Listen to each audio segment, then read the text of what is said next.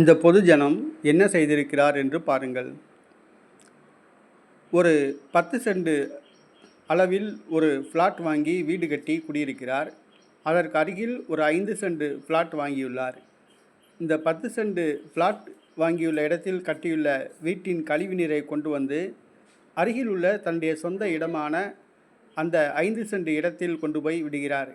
கேட்டால், என்னுடைய இடம் ஆகையால் என் வீட்டு கழிவு நீரை என்னுடைய இடத்தில் ஊற்றுவேன், எங்கே வேண்டுமானாலும் புகார் சொல்லுங்கள், பார்த்து கொள்கிறேன் என்று கூறுகிறார். ஆனால் இது சாக்கடையாக தேங்க ஆரம்பித்தது. தற்பொழுது கொசுக்களின் பண்ணையாக மாறிவிட்டது. அருகில் இருக்கிற வீடுகளில் கொசு கடிக்கின்றது. இதில் ஒரு சிறிய குழந்தை டெங்கு காய்ச்சலால் பாதிக்கப்பட்டுள்ளது.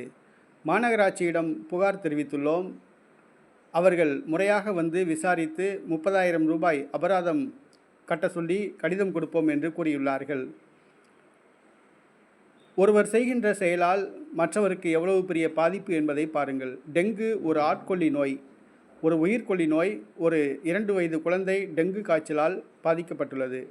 ஆகையால் பொதுமக்கள் கழிவு நீரை தங்களுடைய கழிவுநீர் வாய்க்காலில் கொண்டு போய் விடுமாறு குழாய் அமைத்து செய்யவும்.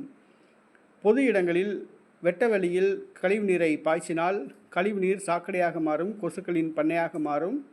நம்முடைய உயிருக்குத்தான் ஆபத்து.